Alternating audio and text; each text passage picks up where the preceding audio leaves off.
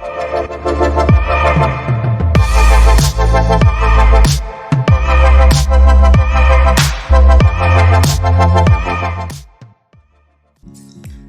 Assalamualaikum warahmatullahi wabarakatuh.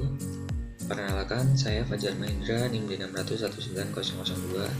Di sini kelompok kami akan membahas diskusi tentang tugas pembahasan video mengenai 3 isu, yaitu isu proses stokastik yang akan dibahas oleh saya. Kemudian yang kedua adalah isu tentang fenomena antrian yang akan dibahas oleh Sela. Kemudian isu ketiga yaitu tentang aplikasi game teori yang akan dibahas oleh Saudara Gilang.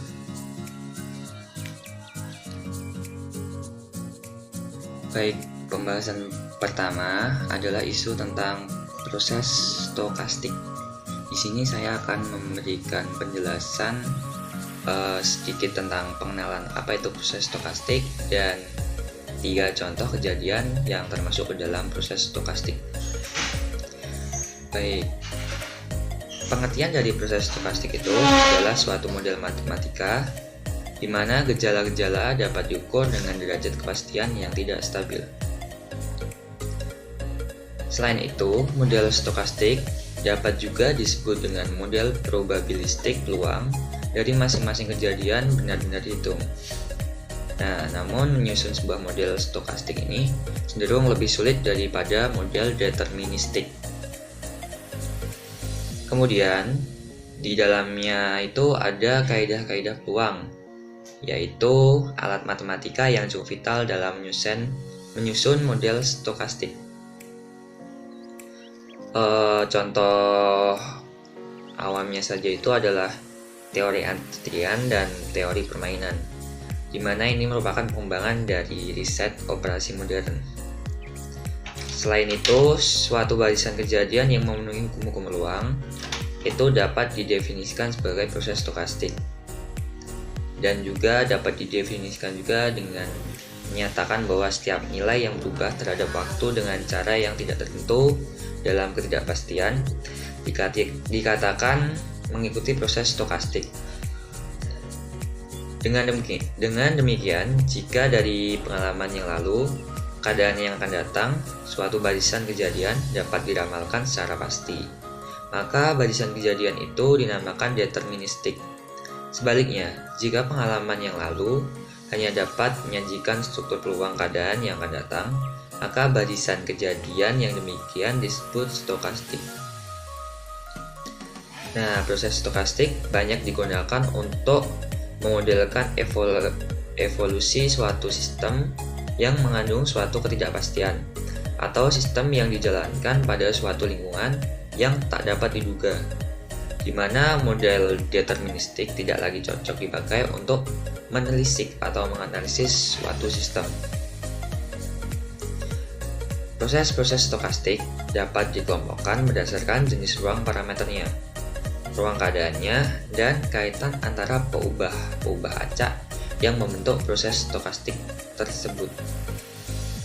Di antaranya, yang pertama itu proses stokastik dengan ruang parameter malar dan ruang keadaan malar. Yang kedua itu ada proses stokastik dengan ruang parameter tercacah dan ruang keadaan tercacah. Kemudian yang ketiga itu ada proses stokastik dengan ruang parameter malar dan ruang keadaan tercacah. Dan yang keempat ada proses stokastik dengan ruang parameter tercacah dan ruang keadaan malar. Selain itu, berdasarkan kaitan antara peubah acak yang membentuknya, proses stokastik dapat dibedakan menjadi beberapa kelas, seperti yang pertama proses Levy, yang kedua proses Bernoulli, kemudian yang ketiga proses Markov, dan yang keempat itu ada proses Martingale, dan kelima itu ada proses titik atau point proses. Dan selanjutnya, setelah kita mengenal apa itu proses stokastik, kita akan memberikan beberapa contoh kejadian, mungkin kasus yang termasuk ke dalam proses stokastik. Yang pertama itu ada jumlah penumpang bus. Sebagai contoh, jumlah penumpang ketika pagi hari mendekati jam kerja yang sangat banyak, jumlah ini akan berangsur-angsur menurun ketika jam kerja sudah dimulai dan menjelang jam istirahat. Jumlah penumpang akan kembali naik ketika jam pulang kerja. Hal ini berlangsung hampir setiap hari, namun tidak dapat dipastikan fungsi apa yang mendekatinya. Kemudian, yang kedua itu ada jumlah pengunjung di suatu tempat pariwisata. Jumlah pengunjung di tempat suatu pariwisata itu akan meningkat tajam pada saat liburan sekolah maupun weekend, hari-hari liburan seperti hari Sabtu Minggu. Namun setiap harinya juga terdapat pengunjung yang jumlahnya tidak menentu. Nah, dari jumlah pengunjung ini tidak dapat ditentukan fungsi yang pasti, namun dapat didekati dengan suatu fungsi interval yang bentuknya akan meningkat pada saat weekend ataupun liburan. Kemudian kasus ketiga yaitu ada pengunjung warung makan. Di suatu resto, pengunjung warung makan akan meningkat pada saat jam-jam makan siang dan istirahat, dan akan berangsur-angsur berkurang ketika jam makan sudah usai. Begitu pula seterusnya. Nah, selanjutnya isu kedua akan dibahas oleh Saudari Sheila. Terima kasih atas perhatiannya telah menyimak video diskusi dari isu pertama.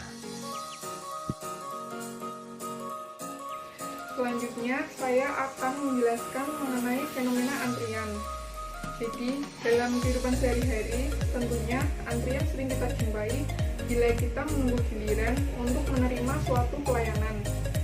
Antrian dapat terjadi apabila tingkat kedatangan itu lebih besar daripada tingkat pelayanannya.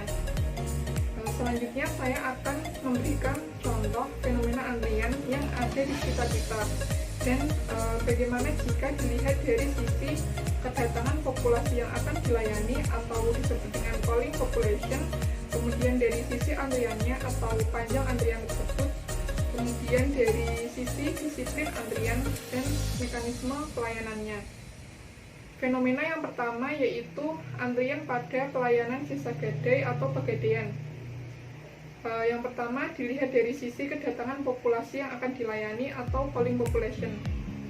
Populasi dari sistem pelayanan di pegadaian adalah seluruh kemungkinan nasabah yang datang dan yang akan masuk ke dalam sistem pelayanan tersebut.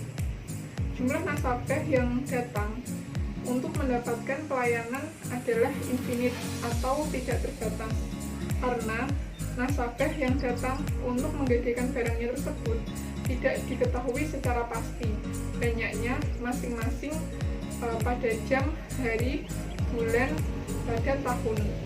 Kemudian nasabah yang datang untuk menggadaikan barangnya berasal dari seluruh lapisan masyarakat umum yang berasal dari mana saja dan dari berbagai profesi. Selanjutnya dilihat dari sisi antriannya.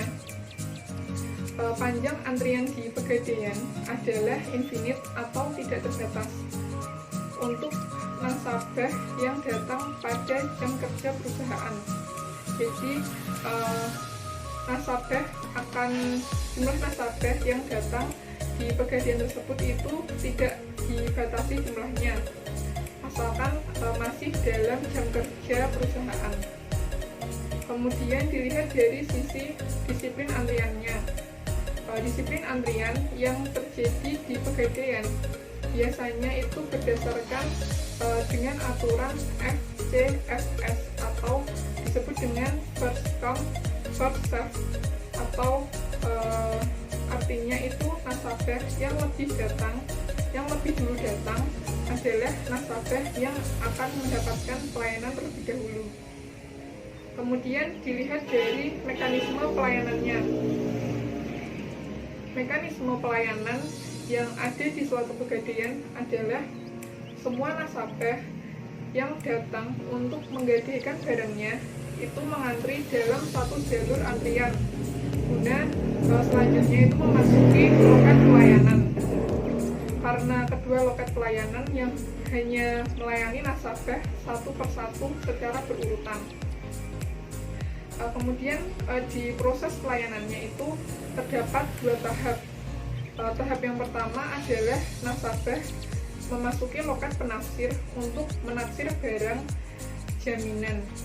Kemudian setelah nasabah dan pihak pegadaian menyepakati berapa misalnya uang pinjaman, maka nasabah akan mengambil uang pinjaman tersebut di loket kasir. Selanjutnya nasabah dapat dinyatakan selesai mendapatkan seluruh pelayanan. Mekanisme pelayanan yang sudah saya jelaskan tadi disebut dengan single channel multi-phase. Fenomena antrian yang kedua yaitu antrian pada pelayanan SPBU. Yang pertama dilihat dari kedatangan populasi yang akan dilayani atau calling population. Pola kedatangan dari pelanggan, penyebarannya itu tidak sama karena masing-masing pelanggan mempunyai kebutuhan yang berbeda. Jadi kedatangannya itu secara acak dan tidak dapat diramalkan. Kemudian juga jumlah pelanggan yang datang untuk melakukan pengisian bahan bakar umum dilayani oleh fasilitas SPBU adalah infinite atau tidak terbatas. Kemudian dilihat dari sisi antriannya. Kepanjangan antrian di SPBU adalah infinite atau tidak terbatas. Pelayanan yang diberikan oleh fasilitas SPBU kepada pelanggan yang jumlah antriannya itu tidak dibatasi. Jadi berapapun jumlah pelanggan yang antri akan tetap mendapatkan pelayanan asalkan masih pada jam kerja SPBU tersebut. Selanjutnya dilihat dari sisi disiplin antrian. Disiplin antrian yang terjadi di SPBU biasanya berdasarkan aturan FCFS atau first come first serve. Artinya pelanggan yang lebih dulu datang akan mendapatkan pelayanan terlebih dahulu. Kemudian dilihat dari sisi mekanisme pelayanan. Jadi fasilitas yang disediakan untuk melayani pelanggan pengisian bahan bakar umum, contohnya seperti sepeda motor. Misalkan dalam SPBU tersebut terdapat 4 fasilitas dengan pelayanan tahap, maka dapat dinyatakan bahwa SPBU tersebut menggunakan model sistem antrian jalur berganda. Sistem tersebut menjadikan waktu pelayanan pelanggan untuk mendapatkan pelayanan itu dapat lebih cepat.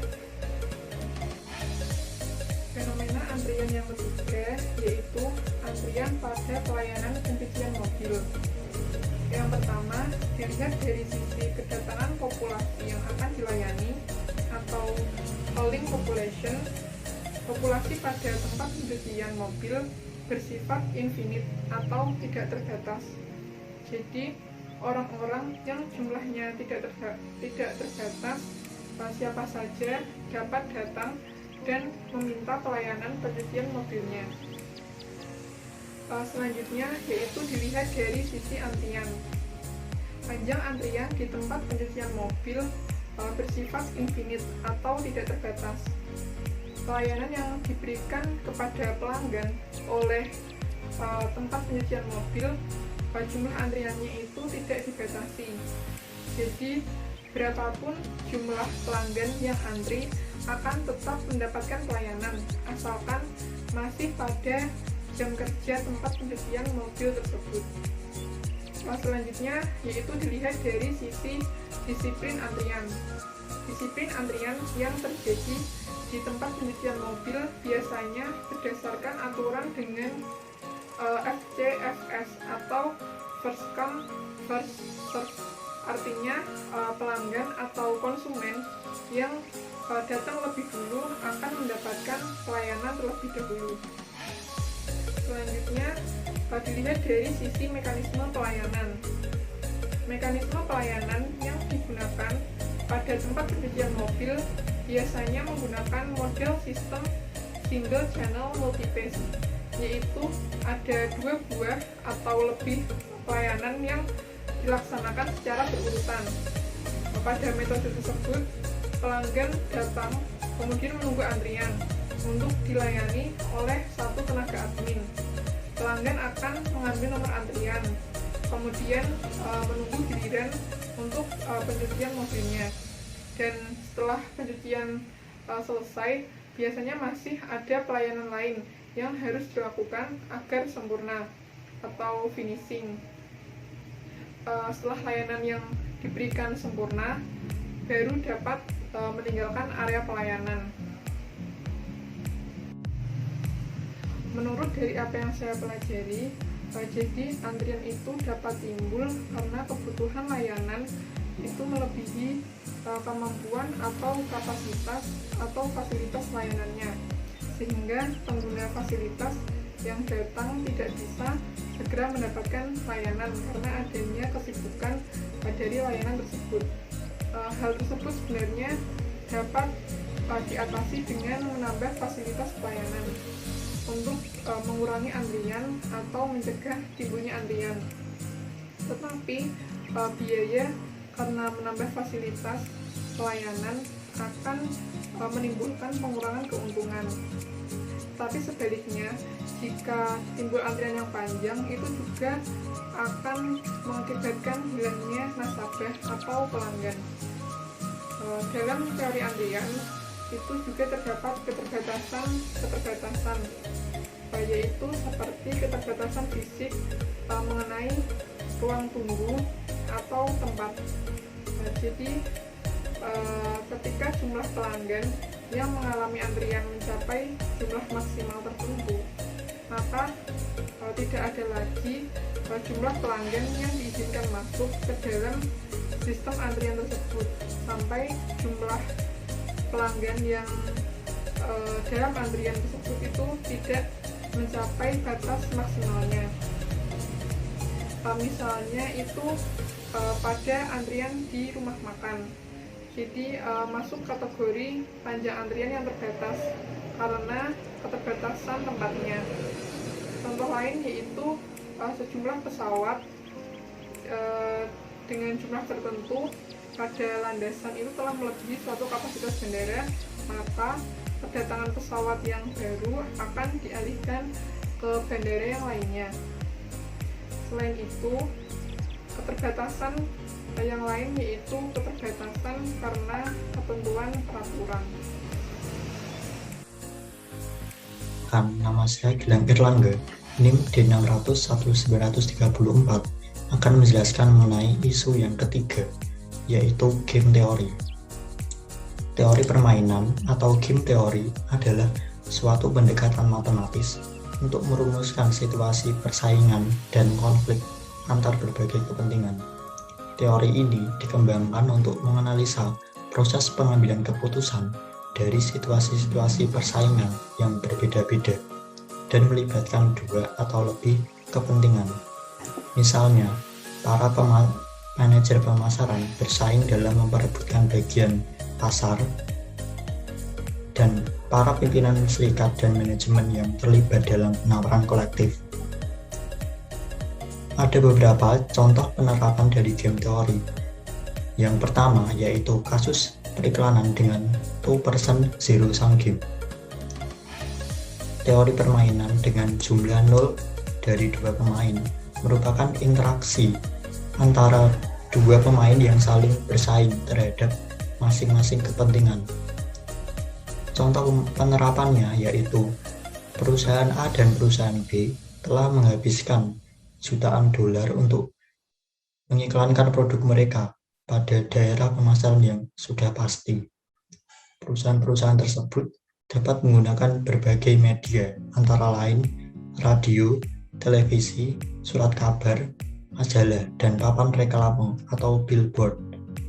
Agar lebih sederhana, media-media tersebut dikelompokkan menjadi 3 saja, yaitu radio, televisi, dan media cetak. Bagian pemasaran setiap perusahaan menyusun efek yang diinginkan dari setiap kemungkinan. Di sini akan dibahas mengenai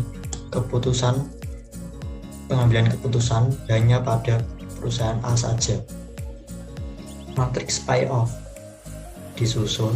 Matriks ini berisi informasi pada 16 kemungkinan yang mungkin muncul apabila perusahaan menghabiskan semua biaya periklanan hanya dengan menggunakan satu media saja, yaitu radio, televisi, atau media cetak, atau memutuskan menghemat uangnya dengan tidak melakukan satupun media periklanan. Setiap entry dalam matriks payoff menggambarkan jumlah pendapatan ekstra di atas taksiran biaya dalam keadaan jumlah dalam satuan jutaan dolar. Dalam kasus ini, alternatif pilihan tidak beriklan dapat ditolak karena perusahaan A akan selalu kalah atau rugi apapun media yang dipilih oleh pesaing, yaitu secara berurutan negatif 2, negatif 4, dan negatif 3. Strategi murni apapun yang dapat ditolak dengan membandingkan dengan strategi murni lainnya dan menemukan bahwa ada strategi lainnya yang selalu lebih baik dalam setiap keadaan adalah sebuah strategi yang mendominasi dan tidak akan masuk dalam situ solusi. Dalam contoh sederhana ini, dengan asumsi setiap perusahaan harus menempatkan semua dananya ke dalam satu media periklanan saja, maka kita melihat dengan cara mengamati bahwa seluruh strategi lainnya didominasi oleh media televisi. Game ini memiliki saddle point pada posisi di mana kedua perusahaan menempatkan seluruh dananya ke dalam periklanan televisi dengan hasil bersih yang mereka buat, yaitu sama dengan apabila keduanya tidak beriklan alias 0. Resikonya mereka justru masuk ke dalam kategori tidak beriklan, namun ternyata salah satu pesaingnya melakukan pengiklanan dengan menggunakan salah satu media. Yang kedua yaitu penerapan game teori pada persaingan produk smartphone. Adapun langkah-langkahnya dengan menentukan strategi pemasaran yang digunakan oleh produsen smartphone. Penentuan 3 strategi yang digunakan oleh produsen smartphone yaitu strategi harga, strategi produk, dan strategi promosi produk, dan menyebarkan kuesioner tersebut kepada mahasiswa sebagai responden. Langkah-langkah perolehan dari Xiaomi dan Samsung ini yaitu yang pertama, Xiaomi akan ditempatkan sebagai pemain baris atau yang memperoleh keuntungan, dan Samsung sebagai pemain kolom atau yang memiliki kerugian. Hal ini dikarenakan Xiaomi menduduki peringkat pertama dalam merek smartphone yang digunakan oleh mahasiswa, sedangkan Samsung menempati urutan yang kedua. Yang kedua yaitu strategi yang digunakan oleh kedua produk smartphone disimbolkan dengan S1 sebagai strategi harga, S2 sebagai strategi kualitas, dan S3 sebagai strategi promosi. Yang ketiga, nilai perolehan adalah selisih dari jumlah perolehan Xiaomi pada setiap strateginya dikurangi dengan jumlah perolehan Samsung pada setiap strateginya. Yang keempat, menentukan nilai maksimin dalam pemain baris atau Xiaomi dan minimax untuk pemain kolom atau Samsung. Maksimin adalah nilai maksimum dari nilai-nilai perolehan yang minimum pada setiap strategi Xiaomi, sedangkan minimax adalah nilai minimum dari nilai-nilai yang diperoleh yang maksimum pada setiap strategi Samsung. Yang kelima, menentukan strategi optimal bagi Xiaomi dan Samsung. Bahwa hasilnya strategi optimal yang digunakan oleh perusahaan Xiaomi dan Samsung agar persaingan berjalan seimbang adalah dengan penggunaan strategi murni, di mana Xiaomi menggunakan strategi harga, dan Samsung meresponnya dengan strategi kualitas. Penggunaan strategi lain menggunakan game teori dapat menyebabkan berkurangnya keuntungan bagi Xiaomi dan meningkatkan kerugian bagi Samsung. Samsung sudah identik dengan kualitas di mata konsumen. Oleh karena itu, disarankan bagi Samsung tetap konsisten dalam inovasi berkelanjutan, melahirkan produk-produk unggulan, dan bagi Xiaomi, penentuan harga yang terjangkau merupakan strategi yang bagus untuk bersaing di pasar smartphone. Namun, Xiaomi juga perlu berhati-hati agar citra produknya. Informasi dari sebuah produk bagi konsumen bisa didapatkan melalui harga. Harga dapat dijadikan sebagai ukuran dari kualitas sebuah produk. Persepsi yang sering berlaku adalah bahwa harga mahal mencerminkan kualitas yang tinggi. Oleh karena itu, meskipun Samsung lebih unggul dalam kualitas, namun Xiaomi tetap harus memiliki komitmen dalam hal kualitas produknya. Yang ketiga, yaitu penerapan game teori dalam ekonomi dan bisnis. Dalam teori, game teori merupakan sebuah taktik yang menerapkan matematika, ekonomi, dan bisnis untuk memodelkan pola perilaku perusahaan yang berinteraksi. Menurut Samuelson dan Nordhaus 2010 mengatakan bahwa kegiatan ekonomi mengandung banyak situasi dengan strategis interaksi antara perusahaan, pemerintah, atau orang lain. Teori permainan menganalisis cara yang dua atau lebih yang berinteraksi di pasar. Pihak, tindakan, atau strategi yang bersama-sama mempengaruhi semua pihak. Para ekonom menggunakan teori permainan sebagai alat untuk menganalisis ekonomi persaingan. Fenomena ekonomi seperti tawar-menawar, mekanisme marketing, lelang, dan teori pemukan suara dan lain-lain.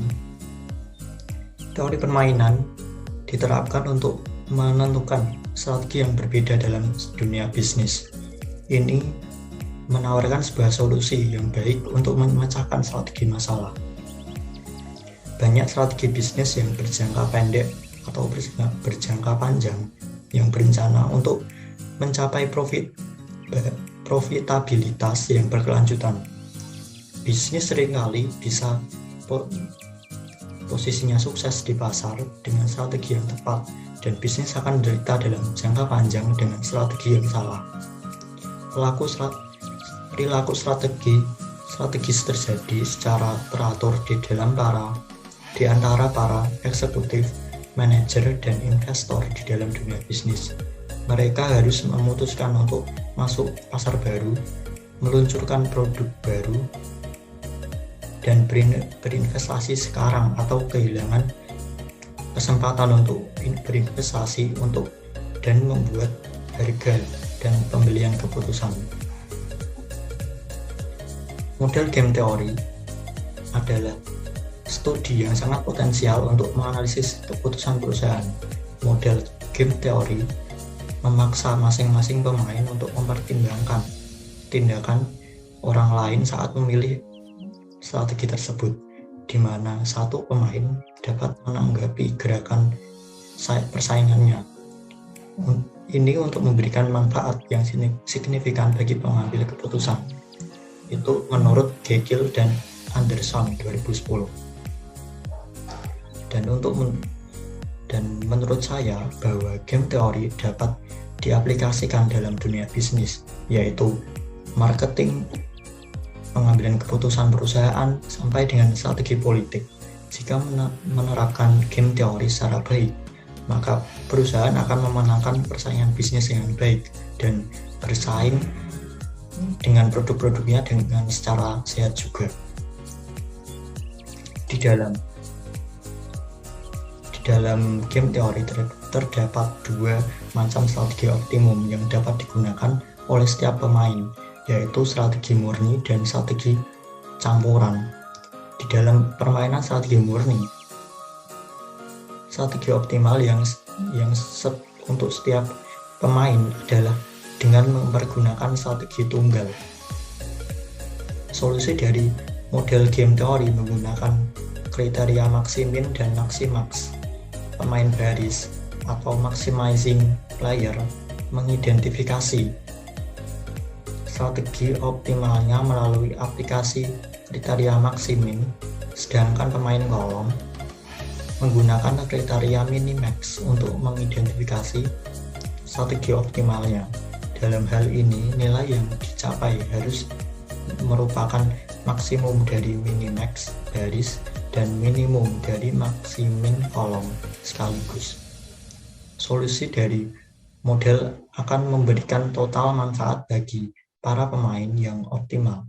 Sedangkan jika strategi murni tidak tercapai, maka digunakan strategi campuran di mana strategi dari setiap pemain akan mempunyai profitabilitas yang menunjukkan proporsi banyaknya bagian yang digunakan dalam melakukan strategi tersebut. Adapun keterbatasan dalam game teori antara lain,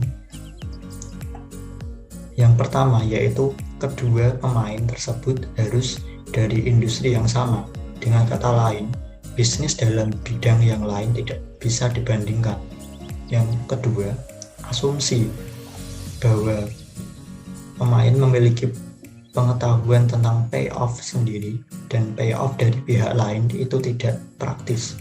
Yang ketiga, teknik memecahkan permainan yang melibatkan strategi campuran, terutama dalam kasus matriks payoff, itu sangat rumit.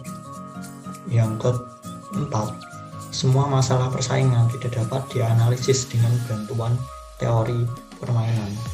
Yang kelima, game teori mengasumsikan bahwa pelaku duopolis akan mengambil strategi yang paling baik. Contohnya, kedua pihak akan menggunakan perhitungan maksimin dan maksimaxnya. Dalam kenyataannya, apabila salah satu duopolis gagal dalam menerapkan strategi tersebut, maka game teori tidak akan berguna. Terima kasih atas penjelasan yang saya jelaskan. Sekian dan terima kasih.